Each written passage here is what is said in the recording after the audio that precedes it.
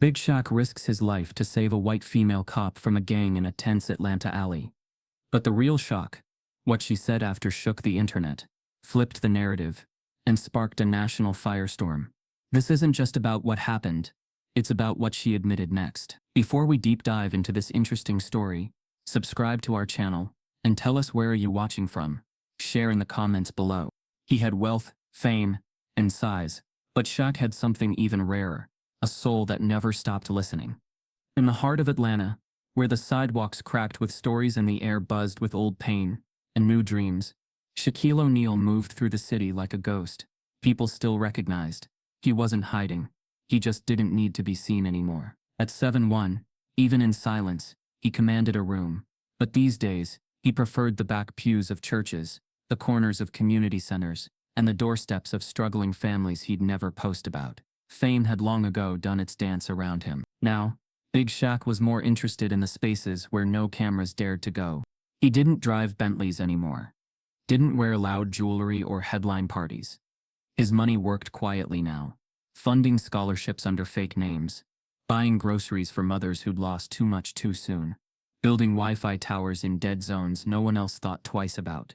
And even then, it never felt like enough. Because Shaq knew something most people didn't. Visibility wasn't the same as being heard. He'd smile with strangers at gas stations, joke with kids in barber shops, but somewhere inside, he carried a heaviness, not just from the weight of his body, but the deeper weight of having been misunderstood, flattened into a meme, a brand, a punchline. They saw the shoes but not the soul. They loved his size but never listened to his silence. That kind of loneliness had teeth. It didn't bite hard, just enough to remind him it was there. On this particular Thursday afternoon, Shaq had just left a local rec center he helped fund, a place where at-risk kids could run drills and run away from trouble for a while. He was dressed in a plain black hoodie, dark jeans, and a ball cap pulled low. No entourage, just him, a duffel bag full of new jerseys for the team, and the hum of his thoughts. As he walked toward his car in the narrow parking lot behind the building, he heard something off. Not yelling, not screaming, just tension. Like a cord being pulled too tight, ready to snap. He paused. The sound came from an alley cutting between the gym and a shuttered convenience store. Atlanta was full of alleys like this, half-forgotten arteries where the city bled out in secret. Shaq didn't need to look. He could feel it. Something wasn't right. He stepped quietly toward the opening, and what he saw stopped him cold. 5 young men, late teens, maybe early 20s, had closed in on a lone figure. A white woman. Her back was against the wall, one hand on her hip like she was reaching for something. The other raised, as if to say, wait. She was in uniform. A cop. Her blonde hair was damp with sweat. Her mouth moved, but her voice was low, trying to de-escalate. They weren't shouting either. That made it worse. There was no noise, only pressure, the kind that builds under the surface of a city, until it finds somewhere to explode. Shaq didn't know what had happened before he got there. Didn't care. What he saw was heat without direction. A spark about to hit gasoline. The young men weren't armed, but they were angry. Not just at her. At something bigger. The kind of generational anger that gets inherited like a scar you never asked for. And the woman, she wasn't scared in the usual way. She looked stunned. Like she never imagined she'd be in this position. Outnumbered. Out of place. Out of words. Shaq took one step into the alley. Then another. Quiet. Measured. A shadow in motion. He didn't raise his voice. He didn't need to. Fellas. They turned. Some startled. One squared his jaw. Another rolled his eyes. Big Shaq? One of them said, half laughing, like the moment couldn't possibly hold this much contradiction. Shaq nodded once. Not smiling. Just present. You good? He asked, not looking at the officer. Just that. There was a pause, tight. Electric. One of the kids, the tallest, maybe 17, spat on the ground. This ain't your business. Shaq stepped closer. It is now. He wasn't threatening. That was the brilliance of him. He didn't throw his size around. He wore it like armor. He didn't challenge the young men. He acknowledged them, saw them, and slowly that mattered. She reached for her gun. The youngest one said suddenly, voice trembling more than he wanted it to. Shaq looked at the cop, then back at him. Did she pull it? Silence. Then a shake of the head. She said we matched a description. All 5 of us, said another, sarcasm heavy in his voice. Shaq let that sit. Let the injustice hang there, unedited. Then he said, y'all know me. I've been here. I've been you. You think she learns anything if this goes sideways? A long beat. She ain't gonna learn nothing, the tallest muttered. But his shoulders slumped just a bit. Shaq nodded, stepping fully between them and the woman. She hadn't moved, her hand now away from her hip, fingers splayed open. Not ready to fight, just overwhelmed. He turned to her. You okay? She blinked like she'd forgotten how to process kindness. Yeah. Shaq turned back to the group. This ain't how we win. That was all he said, and somehow it was enough. One by one, the young men backed off. They didn't run, didn't storm off, just left, dissolved into the fabric of the city again. Shaq waited until they were out of sight before turning to the officer. You should call it in, he said quietly. She nodded. I thank you. I don't know what would have. Shaq raised a hand gently. Just get home safe. He walked away before she could say more. Before the moment could get loaded with too many meanings, or apologies, or explanations. As he walked back to his car, something in him stirred. That ache again. The knowing that this city was a living thing, full of wounds that never quite scabbed over. Today he'd put a hand on one of them, slowed the bleeding. But tomorrow, it would be something else. He drove off without turning on the radio, the silence speaking louder than any beat ever could. Across the alley, unseen behind a cracked window above the old store, a teenager held his phone, still recording. The video wouldn't stay quiet for long. It wasn't the gun that scared her. It was the look in their eyes. Officer Taryn Blake had been wearing the badge for 4 years, but the weight of it had never felt heavier than it did in the last 2 weeks. Since the video dropped, everything about her life had shifted. Sideways, backward, and sometimes in dizzying circles. 1 minute she was being hailed for quick response. The next, her face was plastered on digital billboards with the word racist in thick red letters. She wasn't suspended, not officially, but the shifts they gave her felt like punishment. Heavy patrols in neighborhoods that hadn't trusted her since she first showed up. She told herself it was political. She told herself she could handle it. She lied. She had wanted to do this job differently. Thought she could be one of the good ones. Grew up around uniforms and conservative values, and wanted to prove that not every badge came with blinders. But now, walking beat alone in Southwest Atlanta, everything felt like a test she wasn't sure she'd ever pass. She kept her chin up, lips tight, and never let her hands stray far from her belt. Training told her to be alert. Experience told her to be ready, but nothing prepared her for what happened that Thursday. She'd just turned down a side street after checking on a broken hydrant call. Routine, mundane. The alley that ran beside the convenience store was quiet. A dog barked somewhere distant. The air felt heavier than it should have. Then they stepped into view. 5 young men, late teens, maybe one in his early 20s, spreading across the narrow pavement, like they owned it. She didn't reach for her gun, not right away. She just froze, and that's what scared her most. It wasn't the numbers. It wasn't even the way they moved. It was the look in their eyes. Not rage, not panic, something deeper. Like she wasn't a person, just a symbol. She'd seen that look before, once or twice during protests. It came with a kind of quiet and absence of hope, and in that stillness, her breath caught. She'd trained for this, knew how to de-escalate, how to take control. But at that moment, she couldn't even remember her own name. Her fingers drifted toward her hip. But she didn't draw, didn't want to. Still, they saw the movement. The youngest one flinched. One of them stepped closer. You reach in, lady. No, she managed, voice cracked and too soft.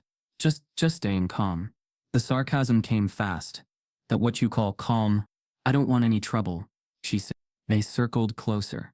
Not fast, not aggressive, just slow enough to let her feel the inevitability.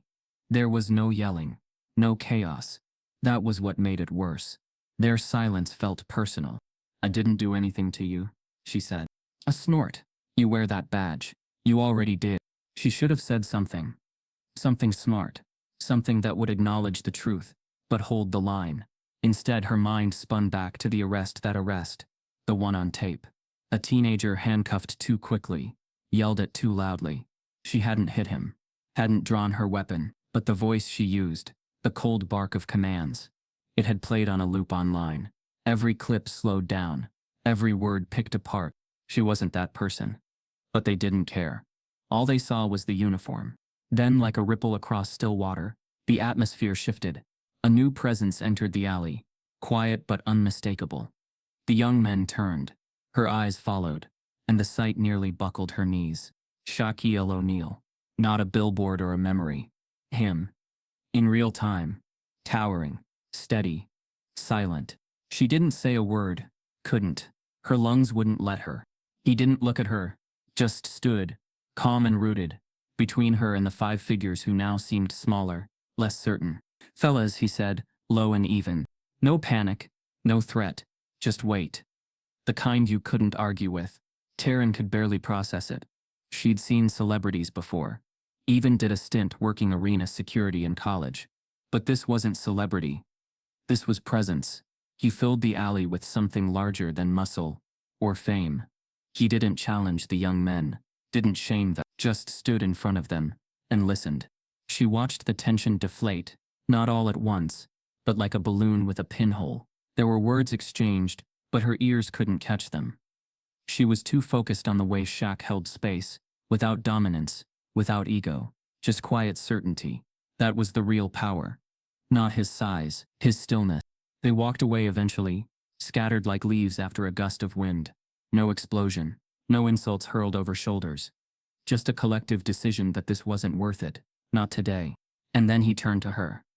For the first time their eyes met. "You okay?" he asked. She nodded too quickly. Yeah? His gaze lingered for a moment, like he was measuring something deeper than fear. Then, without fanfare, he turned and left.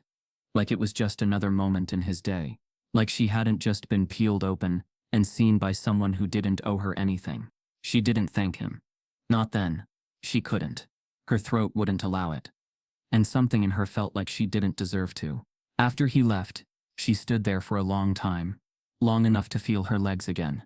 Long enough to call it in with a shaky voice and radio static. Long enough to wish someone else had seen it too. Because without video, no one would believe her. Not in this city. Not in this climate. Not with her record. But someone had seen. She didn't know it yet. But a phone camera had caught the whole thing. Not just the five boys, not just her cornered, but the exact moment Big Shaq stepped in and shifted the entire mood of the block. That video would go viral. But in the hours before that happened, Taryn drove home in silence, unsure if what she felt was shame, or awe, or she thought about what had just happened. How easily it could have gone differently.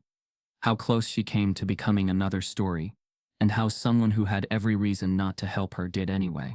In her apartment that night, she sat in the dark, badge on the table, eyes staring at nothing. Her phone buzzed with texts from the department, chatter about a situation that had made its way onto Reddit. But she ignored it. She couldn't stop replaying the moment he stood between them. Like he wasn't saving her from them, but from something deeper she hadn't realized had taken hold inside her. She hadn't drawn her gun, but she'd been ready to. And that was what haunted her. That instinct. That trigger. Emotional, not physical. She didn't know what she owed him. She didn't know what to say. But somewhere deep down, in the part of herself she didn't show at roll call, she made a quiet vow. She would find a way to say thank you, even if it meant unlearning everything she thought she knew about justice. 1,000 cameras were rolling, but silence was louder than any scream. It started with a blurry vertical video, grainy, tilted, barely framed. A shaky hand had captured the moment from a dusty second-floor window, overlooking the alley. At first glance, it was nothing. A white female officer standing stiff in front of 5 young black men. No shouting, no chaos, just tension. The kind that made your gut twist before your brain understood why. Then the frame shifted. A towering figure stepped into view. Calm, controlled. Shaquille O'Neal. It should have ended there. Another celebrity sighting. Another feel-good moment. A reminder that not all heroes wear capes. But this wasn't a clean-cut story. Not this time. Because what unfolded next didn't fit neatly into any headline. There was no arrest, no confrontation, just a steady voice diffusing fire without smoke. And when the video hit social media, it didn't go viral because of the drama. It went viral because of the stillness, the discomfort, the unsaid things vibrating just under the surface. The caption read, "Shaq saves female cop from ATL gang. without saying a word. But that was only part of the truth. What people saw was one thing. What they read into it, that was something else entirely. The video rocketed across platforms in hours. Instagram Reels, TikToks, YouTube Shorts, Twitter threads. It spread like dry grass catching heat. By sundown, cable news had picked it up. By midnight, the algorithm had consumed it whole and spat out opinion after opinion, each one louder than the last. He's a hero. He's a traitor. She was about to pull a gun. They were just talking. Why didn't she thank him? She planned it. He planned it. Theories twisted faster than facts. Influencers made reaction videos. Commentators picked apart every micro-expression. Body language experts were pulled in. Headlines were rewritten hourly. But through all the noise, one thing remained constant. Taryn Blake never spoke. She didn't issue a statement. Didn't log into her social accounts. Didn't even show up to her next shift. The department wouldn't comment. Her precinct was tight-lipped, and the silence only fueled the fire. Within 48 hours, the narrative had split into two extremes. One group praised Shaq as a peacemaker, the embodiment of restraint and wisdom. They called him a bridge, someone who could stand between anger and fear, and find a way to calm the storm. They quoted his past, his philanthropic work, his quiet generosity. They said this was proof that character still mattered in a world boiling over. The other side saw betrayal. They accused him of interfering, of protecting a racist cop from a community finally finding its voice. They dug up his brand deals, his corporate ties, his past endorsements, said he was out of touch, said he was using his size to silence protest, said the whole thing was staged for clicks. Some even questioned the kids in the alley. Who were they? Why hadn't they spoken? Where were their voices in all this? Had they been threatened? Paid off? Did they even exist? Shaq stayed silent. Not because he didn't care, but because he knew the truth had no megaphone in a room full of people shouting. He watched it all unfold from the quiet corner of his kitchen, sipping black coffee in a house too big for the amount of peace it held. His mother, Lucille, called him every few hours, alternating between concern and pride, but she knew her son well enough to give him space. This wasn't the first time the world tried to define him without asking who he really was. The part that cut deepest wasn't the criticism. It was Taryn. Not a word, not even a whisper. He didn't save her for thanks. But the silence, it hit different. It felt loaded, like maybe she was hiding something. Or worse, regretted what happened. Then the twist came. A new account surfaced on Twitter, anonymous, faceless. It posted a single thread with the caption, "The alley incident wasn't what it looked like. Ask yourself who benefits." The thread laid out an alternate theory, that the whole moment was orchestrated. That Taryn had staged the confrontation to rehab her image after the fallout from her previous arrest. That the boys had been actors. That Shaq was in on it. No proof, just question, speculation wrapped in smart language, polished enough to seem credible. The damage was instant. Shaq's inbox filled with questions from PR reps, brand managers, friends, pastors. Even his barber asked him straight up, "You part of that setup, man?" He said no. Flat and simple. But he didn't go online to clear his name. He didn't post a video, didn't tweet a thing. He remembered what Lucille always told him. You don't have to defend truth, just live it loud enough, and it'll echo. But in the days that followed, the echo felt more like an accusation than a validation. Taryn still hadn't come forward. Not to the media, not to him, not even a text. And that absence, more than any theory or tweet, started eating at him. He found himself going back to that alley in his mind, replaying every detail. The way she stood, the fear in her eyes, the hesitation. It hadn't looked scripted. It had looked real. Too real. But the silence that followed her disappearance, the rumors, it was like watching someone erase a page before you could finish reading it. One evening, he returned to the community center, the one he'd helped build. The halls were quieter than usual. A few kids shooting hoops, music low in the background. Some teenagers huddled over phones whispering his name as he passed. He moved through it like a gentle storm, acknowledged but untouchable. In the office he found Jamal, a local counselor who ran after-school programs. "You seen this?" Jamal asked, spinning his laptop around. It was another article, this one more venom than journalism. Shaq glanced at it. "Yeah, they're coming for you now, man." "Hard." Shaq nodded, leaning against the desk. That's what happens when you walk through fire and don't burn. Folks think you're hiding gasoline. You think she planned it? Shaq didn't answer. Not right away. He looked out the window toward the court, where two young boys ran drills, laughing like the world hadn't changed in days. No, he said finally. I think she froze. And now she doesn't know how to thaw. Jamal raised an eyebrow. Poetic. But people out here want receipts. Shaq exhaled. They always do, but receipts don't show the cost. Back at home that night, Shaq stared at his phone. The silence wasn't just public anymore. It was personal. He didn't want credit, but he wanted truth, and that meant knowing where she stood. What it meant, why she left the alley without a word. Because in the end, it wasn't the viral noise that kept him up at night. It was the fact that everybody saw, but when it mattered most, nobody spoke. Especially not her. Lucille shrugged. Some people choke on grace, especially when they don't think they deserve it. He hated how much that made sense. The media had morphed the moment into a dozen different stories, none of which resembled the truth. One morning show called him a symbol of calm in a city on edge.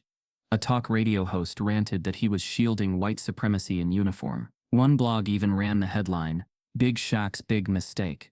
Shaq didn't care about headlines. What clawed at him was the emptiness. The quiet after the storm. He'd stood in that alley, with his full heart and no agenda. Now the silence that followed felt like punishment. The last time he felt this twisted up inside, he was 13, standing in the front yard of his grandmother's home in Gainesville, Florida, as police yelled at his cousin for looking suspicious on the porch. Shaq remembered the feeling: rage, helplessness, the raw confusion of being punished for presence alone. He'd been told back then to stay quiet, stay respectful, don't make it worse, so he had. But inside, something snapped, not loud, just deep. He learned early that being a big black boy meant shrinking yourself to survive. He learned to walk gently, speak softly, laugh loud enough to ease fear. That became his armor. It kept him safe, kept him lovable. But it never stopped hurting. And now, decades later, after all the fame and trophies, and late-night interviews, it was happening again. People weren't listening. They were watching, turning him into a symbol, a tool, a prop in someone else's argument. Shaq stood up from the table and paced to the window, looking out over his gated lawn. Clean, perfect, empty. A life so controlled it could almost feel sterile. I keep thinking maybe she's scared, he said. Or maybe embarrassed. Lucille joined him at the window. Or maybe she's just not ready. Shaq didn't answer. He knew readiness didn't erase responsibility. His phone buzzed on the counter again. Another missed call from a producer. A podcast invite. A panel discussion. Everyone wanted his voice, just not his truth. That afternoon he canceled 3 appearances. Said he wasn't ready. Said he was tired. But really he just didn't want to perform.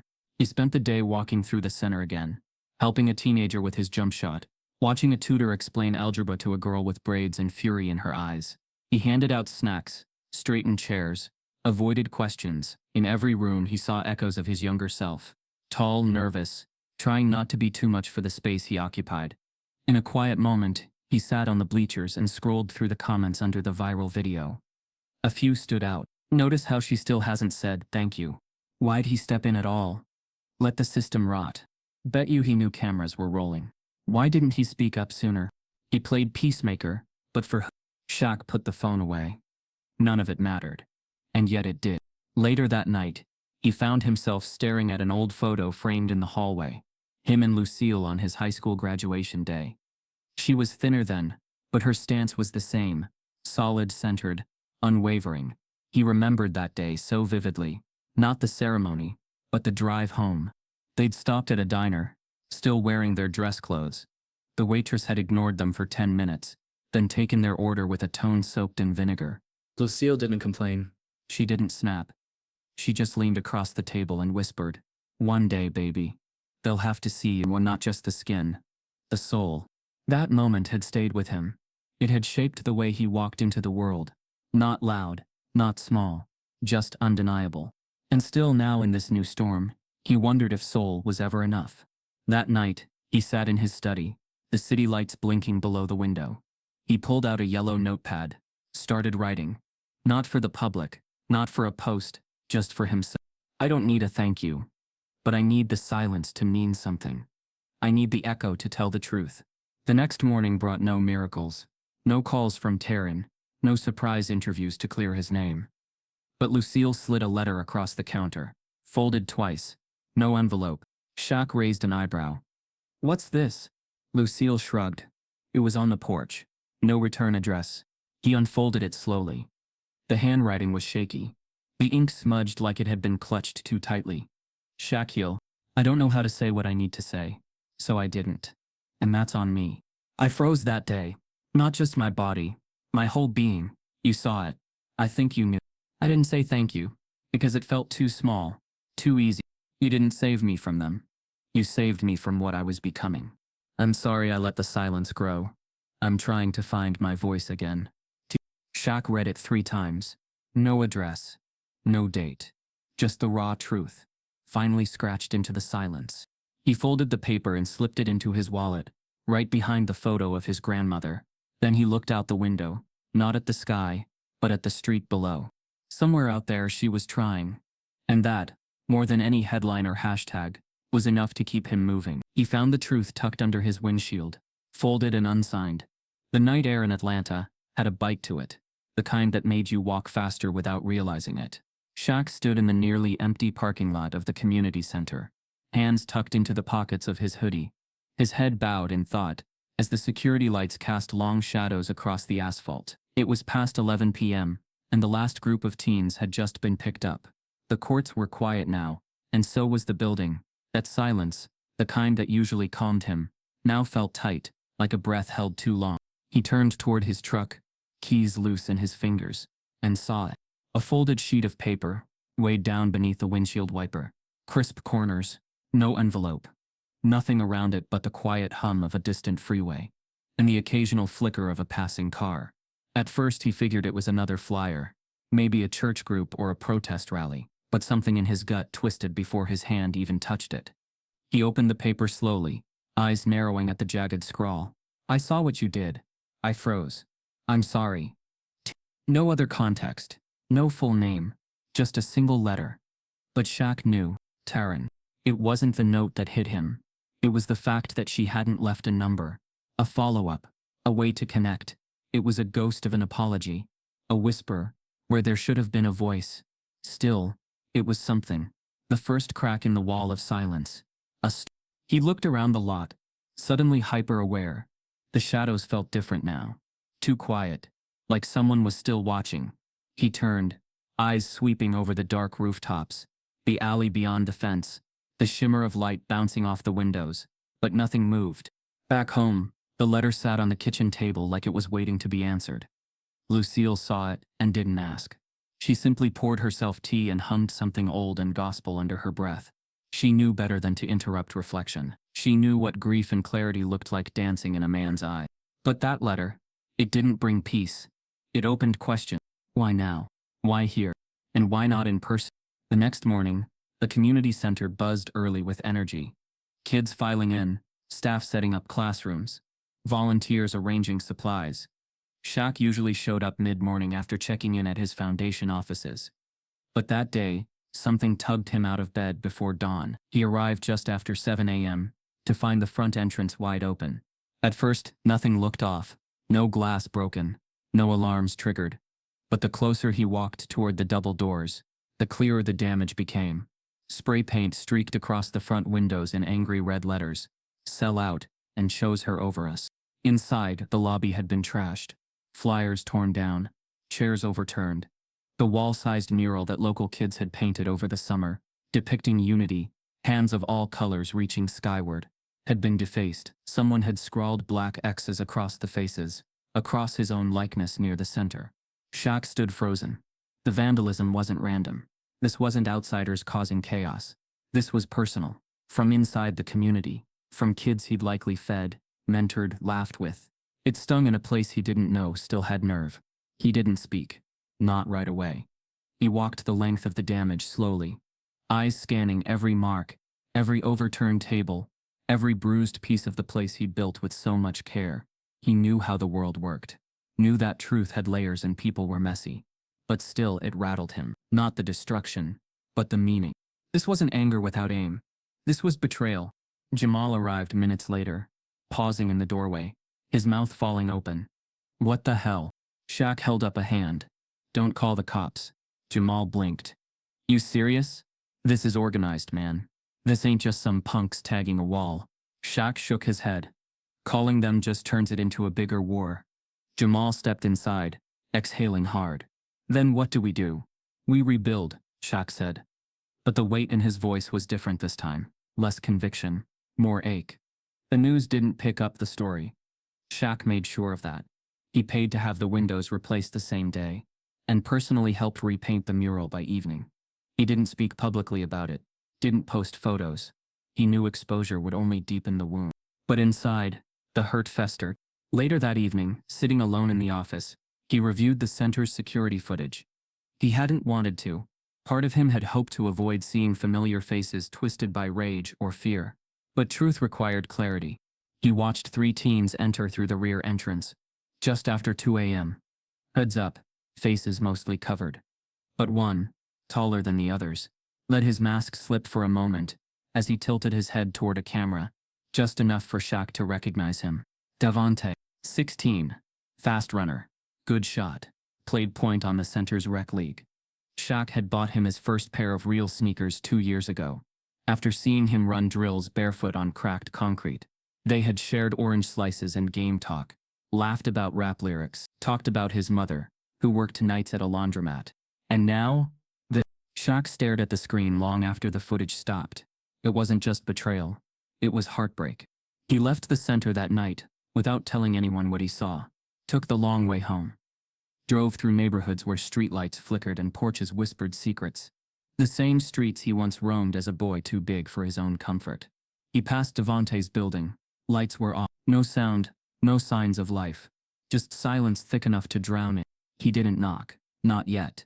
He needed to understand first. Back home he read Taryn's note again. I froze. So had Devontae. So had the city. Everyone was frozen in something they couldn't name. Fear, anger, shame, expectation.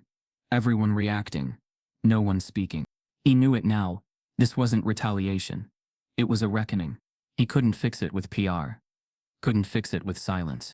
The next morning, Shaq stood in front of the gym full of kids. Some curious, some avoiding his gaze. Devontae wasn't there. He didn't yell, didn't scold. He simply said, "You ever been so mad you couldn't say it out loud? So mad it just comes out in the wrong way?" Heads nodded slowly. "I've been there, and I know what it feels like when you think someone picked the wrong side." He let the silence settle, thick as wet cement. "But you don't know everything. None of us do. And if we start tearing down each other instead of talking, then we all lose. I ain't here to shame nobody. But I'm not walking away either." The room stayed quiet, but eyes met his again. The kind of gaze that meant maybe, just maybe, someone was listening. The note stayed in his wallet. The mural was being repainted with new hands. And Shaq? He was still standing. Tired, maybe. Bruised. Definitely. But standing. Because truth takes longer than outrage. And silence only works if someone is willing to break it. Her heart hammered. Shaq. It had to be. She didn't know how he got her number. Maybe Jamal. Maybe mutual contacts from the community center. She didn't ask. She just replied with a time and location. A church. Not one she attended, but one she knew he donated to quietly. Midnight. Basement level. No cameras. No press. Just space. Still suspicion gnawed at her. Was this a trap?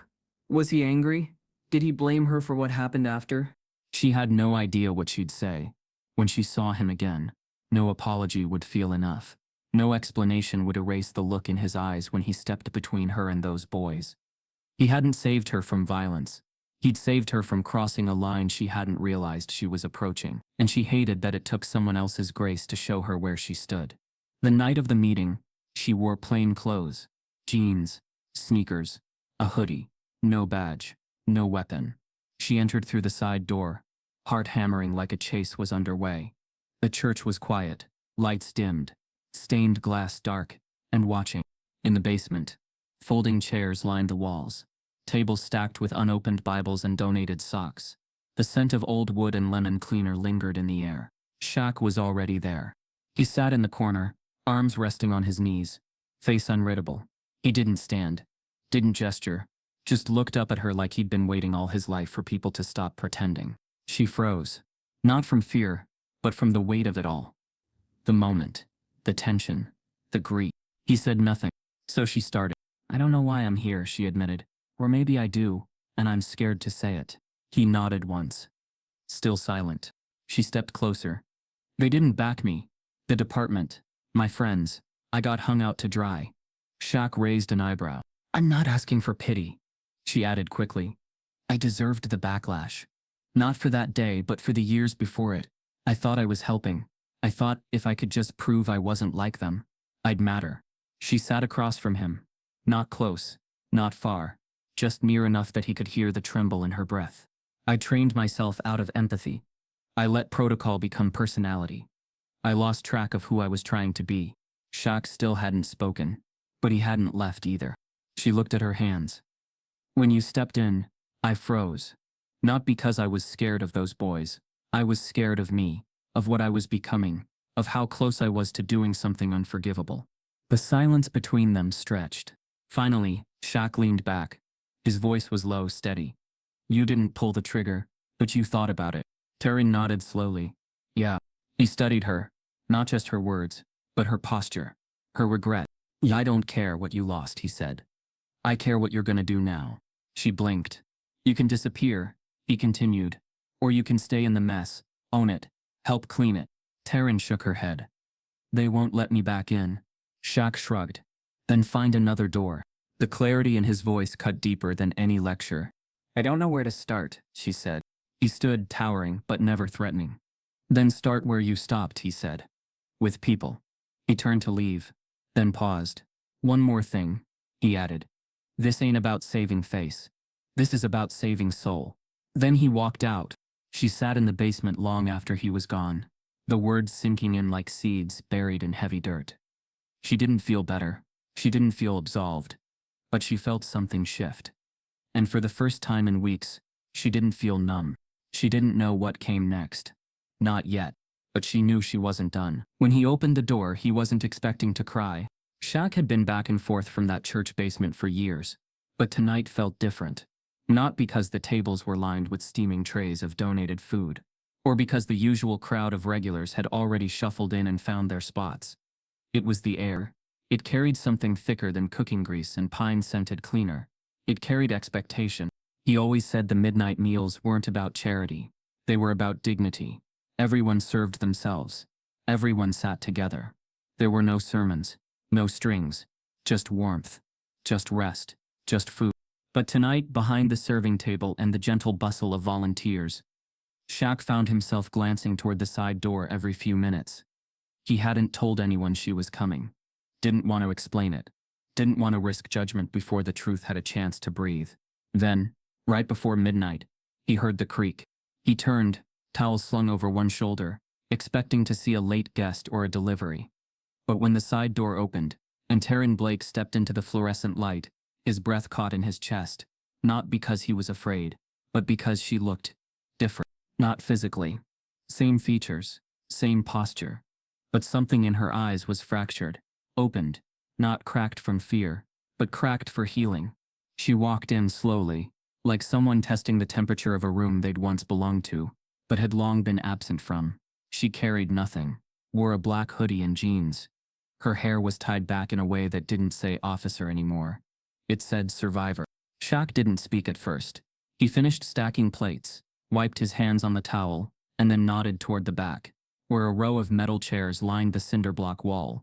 She followed him there, every step quiet, the sounds of clinking forks and soft conversation humming in the background.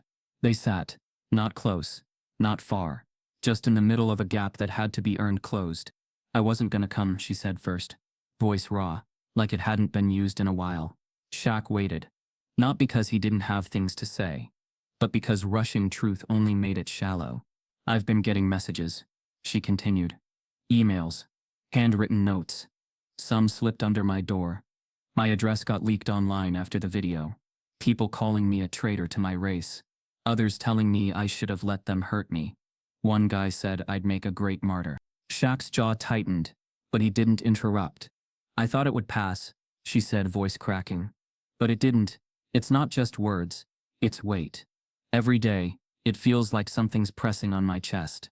I wake up afraid to check my phone. Shaq finally spoke. So why come now? Taryn looked down at her hands, clenched in her lap. Because I couldn't carry it alone anymore. And because I realized something. I never said thank you. She lifted her head, her eyes meeting his. I froze that day. You stepped in and I just shut down. It wasn't because I didn't care. It was because I didn't know how to care anymore. Silence spread between them. Heavy but not hostile. I was ashamed, she said. Not just of how close I came to losing control, but of what I saw in myself. I joined the force thinking I could be different, that I could change it from the inside. But somewhere along the way, it changed me. I started using the same tones, the same looks. It's like the system soaked into my skin, and I didn't realize until I saw you standing there, quiet, calm, human, and I couldn't match it. I wasn't even close. Shaq nodded slowly. Shame's a funny thing. Doesn't show up all at once. Just creeps in till you don't recognize the mirror. Taryn swallowed hard. I didn't come for forgiveness. I know I don't deserve it. I needed to say it out loud. A beat passed. Then another. You're not the only one who got threats, Shaq said. Her head snapped toward him. After the video, he continued, people started choosing sides. That's the problem with truth. It doesn't come with a jersey. It makes people uncomfortable. Black folks called me a sellout, said I protected the enemy. White folks said I should have let them teach you a lesson, like it was some test of loyalty. Taryn looked stunned. I didn't know. I know you didn't, he said, but that's what silence does. It leaves people to fill in the blanks with fear. She exhaled, long and slow. I thought the video would fade, she admitted, that things would settle. But it just got louder. Everyone's got an opinion, and none of them are mine. Shaq's voice was soft now. That's because you haven't used yours yet. Her lip trembled. What if I say the wrong thing? Then you say it better next time. Their eyes locked again. And just like that, the air shifted. He didn't forgive her. Not fully. Not yet. But he saw her. And that was more than most people got. They sat in silence for another minute. Then slowly, she reached into her pocket and pulled out another note, folded. No name, no envelope. I wrote this after the first letter, she said. Didn't leave it. Couldn't. Shaq took it without opening it. I'm not asking you to read it now, she added. Just know that I mean it. Before he could answer, a sound broke the moment. A sudden shuffle near the back of the room. Shaq stood instinctively, eyes scanning the doorway that led to the church storage closet. It wasn't loud, just enough movement to snap the quiet. He moved toward it, careful not to draw attention from the others still eating near the front. When he opened the door, he wasn't expecting to cry. Inside, crouched behind a stack of chairs, was Devante. His hoodie was pulled low, but there was no mistaking the guilt in his eyes. Shaq's heart thudded. Devante? He asked, voice barely above a whisper. The boy looked up, face pale, lips quivering. I didn't mean to. I wanted to see if you were really talking to her. Shaq took a slow breath, stepped inside, and gently closed the door behind him. You been following me? Devante nodded once, ashamed. I saw you at the center. After the mural, I didn't know what to think. People said you were siding with her, that you sold us out. But I didn't want to believe it. Shaq crouched down beside him. Belief ain't about comfort, son. It's about effort. Devante looked away. She's the reason Marcus got cuffed at school. Her, or one like her. We ain't got time for speeches anymore. Shaq nodded. You think I don't know that pain? You think I haven't felt it since before you were born? Devante's voice cracked. Then why help her? Shaq didn't hesitate. Because I'd rather try to build a bridge than throw another brick. The boy blinked. Shaq leaned closer. But bridges go both ways. And tonight she took a step. He stood slowly, offering a hand. Devante didn't take it right away, but he didn't pull away either. By the time Shaq stepped back into the room, the tension had changed again. Taryn stood at the far end, now, speaking quietly with a volunteer.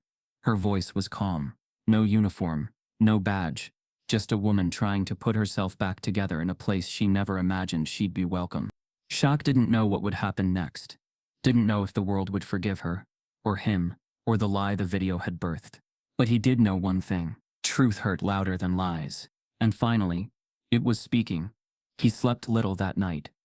Taryn sent a single text. Heard what happened. I'm ready when you are. He didn't respond. Not because he didn't trust her, but because trust wasn't the currency he needed to deal in now. What he needed was clarity.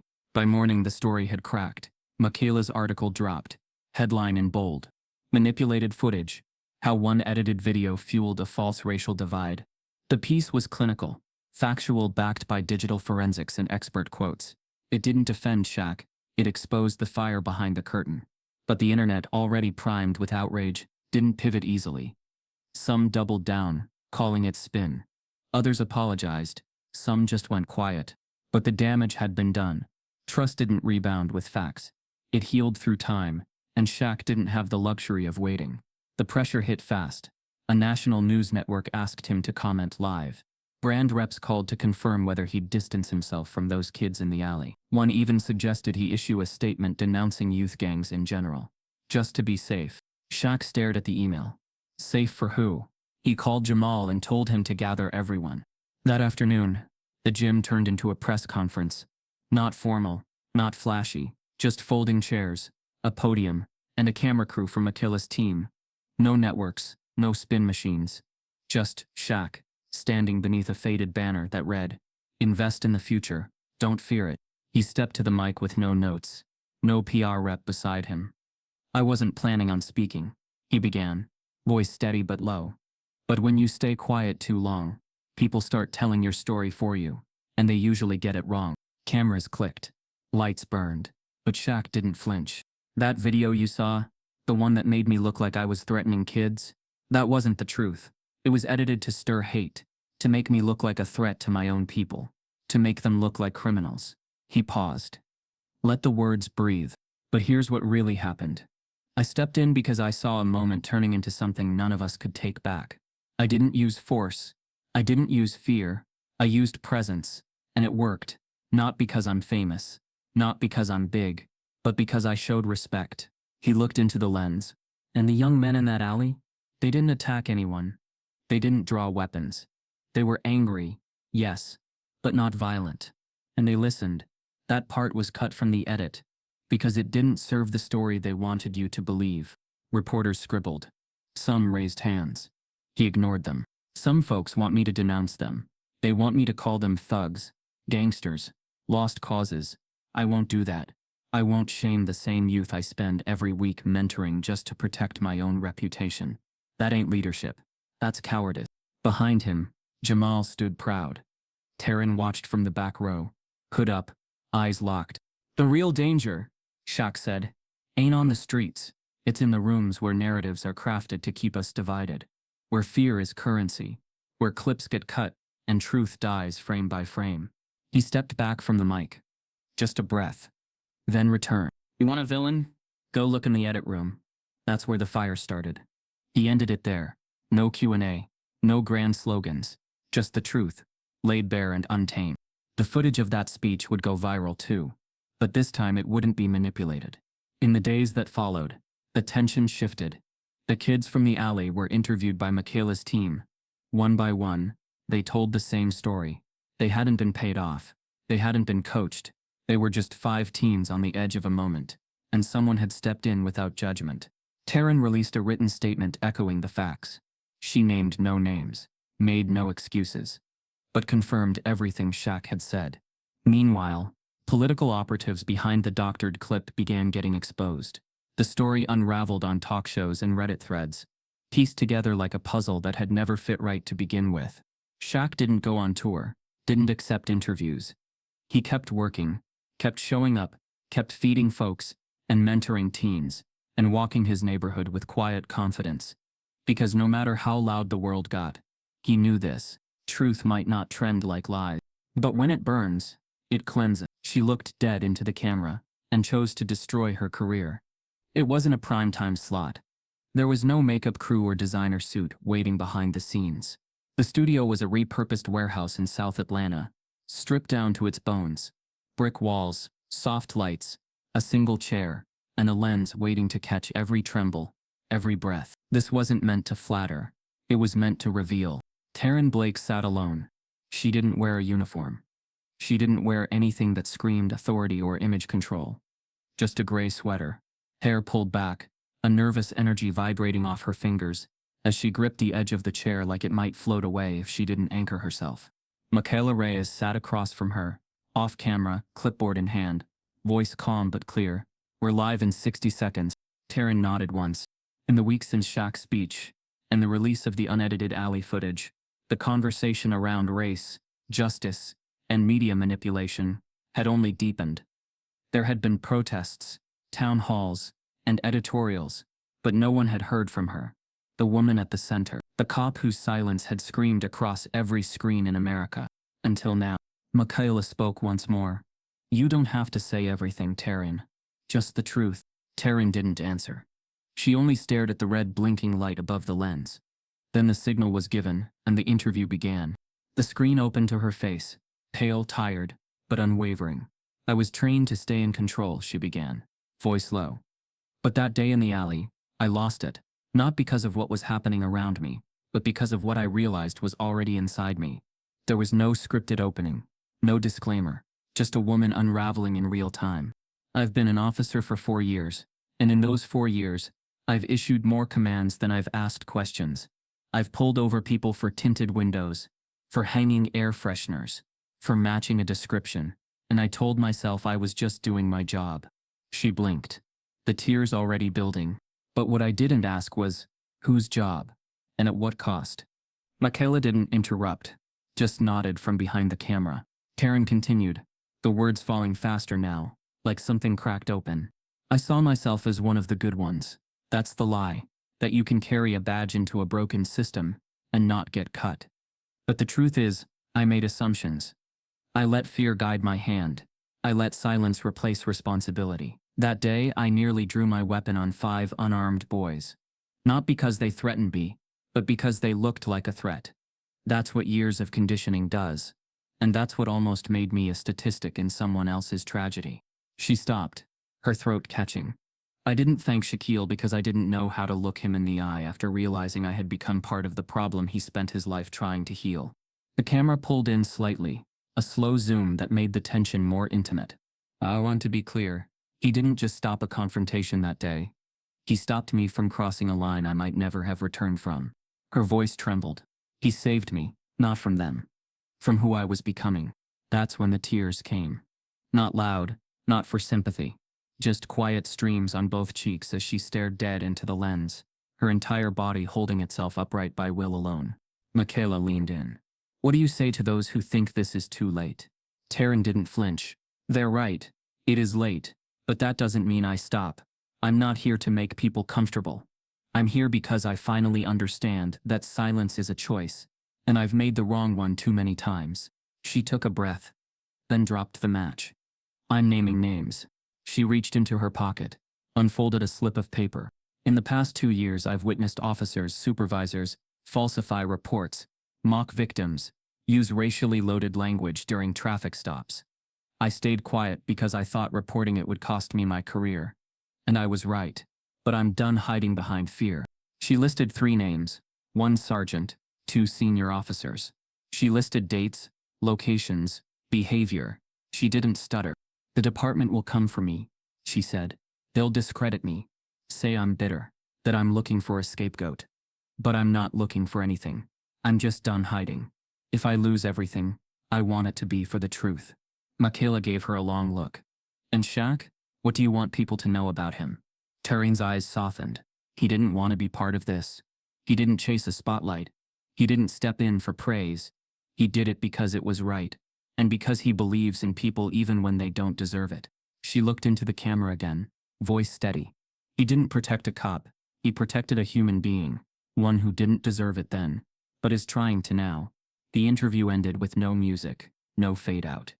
Just her face, her tears, her truth, and the internet did what it always does. It exploded. Within an hour, clips from the interview flooded every timeline. Taryn Blake confesses. She names names. She says Shaq saved her soul. Hashtags launched. And truth not trained. Shaq stood still. Fix the force. People cried. People cursed. People questioned everything. The department issued a stiff, vague statement about investigations pending. The officers she named lawyered up. Her apartment was swarmed by reporters, then protesters, then allies bringing food and flowers. And Shaq? He didn't say a word. He watched the whole interview in his living room, lights off, Lucille by his side. They sat in silence as the screen went dark. She finally turned to him. "You proud?" Shaq didn't answer right away. Then softly, "I'm relieved." He leaned forward, elbows on his knees, voice low. "Truth's a heavy thing. When you speak it, you bleed. When you don't, others do." Lucille nodded. "And now, Shaq said, we keep going." He didn't text Taryn, didn't post a clip, didn't schedule a podcast. He showed up to the center that night like he always did. Passed out water bottles, helped a kid work on his jumper, sat on the bleachers with a mother who just lost her housing. Because that was the work, the rest? Noise. But somewhere out in the city, a woman who once thought she knew everything about justice had cracked herself open for the world, and found her voice inside the ruin. And everywhere, people listened. Not because it was polished, but because it was true. He saved me, not from them, but from who I was becoming. The morning after the interview, Atlanta didn't quite wake up the same. The city still buzzed with the sound of traffic and the scent of corner store coffee. But there was something else in the air now, an edge of reflection, a weight of possibility. You could feel it in barber shops, and on front porches, on bus benches, and in school cafeterias. Not everyone agreed, not everyone forgave, but everyone felt it. Taryn Blake's face was everywhere. So was her voice. But the clip that echoed the loudest wasn't when she named names or cried on camera. It was when she said, "He saved me, not from them, but from who I was becoming." That line stuck. It etched itself into the city's concrete like graffiti you didn't dare wash off. And while headlines spun and politicians scrambled to take positions that wouldn't haunt them in the next election cycle, Shaq stayed exactly where he always had, on the ground. The press wanted more. Another speech. A joint appearance. A reconciliation photo, for the cover of some glossy national magazine. They wanted to bottle the story into something they could brand, monetize, market. But Shaq wasn't interested. He hadn't stepped in to go viral. He'd stepped in because someone needed to. Taryn resigned quietly. No podium, no grand finale, just a typed letter and a hallway walk that no one clapped for. A few officers watched from their desks. Some gave a nod.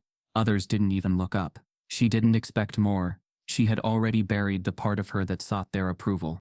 Instead, she walked out into the sunlight, blinking against the weight of a new beginning. That same week, she met Shaq again, this time not in a basement or an alley, but in his office at the foundation. It wasn't fancy. A worn desk, whiteboards covered in scribbles. A couch that sagged in the middle from too many long talks with tired kids. Shaq sat behind the desk, thumbing through a list of program applicants. Boys and girls from around the city, some on probation, some just looking for a second chance before the streets wrote their names in stone. "You sure about this?" he asked, without looking up.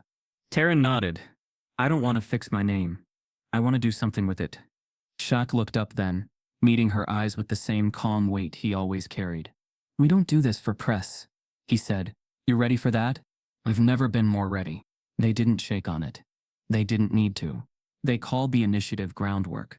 No press release, no corporate sponsor, just community dollars, church partnerships, and elbow grease. It wasn't about optics. It was about truth. About going into schools and neighborhoods the system had written off. About training former inmates as mentors. About listening before prescribing. About showing up, not once, but consistently. And here's where the real twist came in. The 5 boys from the alley. They all joined. It didn't happen overnight. It took long conversations. Trust rebuilt brick by brick. Davante was the first. He came to the foundation alone. One morning, hands in his hoodie pocket, asking if he could do something useful. Shaq handed him a broom, didn't say a word. Davante swept that entire gym floor, then came back the next day. The others followed. Soon, they were running basketball clinics, tutoring middle schoolers, and helping organize food drives. Not because they'd been rescued, but because they'd been seen. Not as suspects, not as statistics, but as men in the making. Taryn didn't wear authority anymore. She wore humility. She let them lead, let them speak, let them correct her. They talked about race, power, and systems that crushed you slow. She didn't pretend to understand it all, but she didn't run from it anymore either. Meanwhile, the media fumbled to keep up. One outlet called her the bravest ex-cop in America. Another accused her of anti-police rhetoric, but she stopped reading. Her truth didn't need defending now. It needed action. Politicians tried to attach themselves to the movement. Proposals were drafted, bills introduced, but Shaq kept them at arm's length. "Don't use us to score points," he told one state rep. "If you care, show up without the cameras." Some did, most didn't. But that was fine. Groundwork wasn't built for spotlight. It was built to last. One Sunday afternoon months later, Shaq stood at the back of a community hall watching Devontae lead a financial literacy workshop. He didn't say anything, just watched. The boy who wants to face the center's mural, now teaching other teens how to open a bank account, how to budget, how to stop being prey. Lucille appeared beside him. She looked proud, but not surprised. "You gonna let the world see what you've built?" she asked. Shaq smiled. "They'll see it when it walks past them. And maybe that was the point all along. Not to prove anything, but to be something." Taryn stood nearby, helping pass out packets. Her sleeves rolled up, her hands ink-smudged from making copies. Someone from the crowd asked her what made her start over. She looked toward Shaq and said again simply, "He saved me." The clip made it onto social media later that night. A volunteer had filmed it, posted it with the caption, "Real change doesn't go viral, it shows up daily." And maybe that was true. But somehow this time, it did go viral. Not in the manufactured way. Not with edits or spin. Just real people, telling real stories. A woman who admitted she got it wrong. A man who refused to abandon anyone. And a group of young men who chose to write a different ending than the one scripted for them. In the final minutes of the video as the workshop closed, the camera caught Shaq walking out the back door. No speech, no mic, no fanfare. Just him, stepping quietly into the Atlanta night. Because heroes don't need capes. They just need courage. And Shaquille O'Neal. Big Shaq had enough of it to go around. If this story made you pause, question, or feel something real, don't let it end here. Start the hard conversations. Show up where it counts. Lift voices that usually go unheard. Because truth doesn't just need witnesses. It needs workers. Let's build what headlines never will. Together.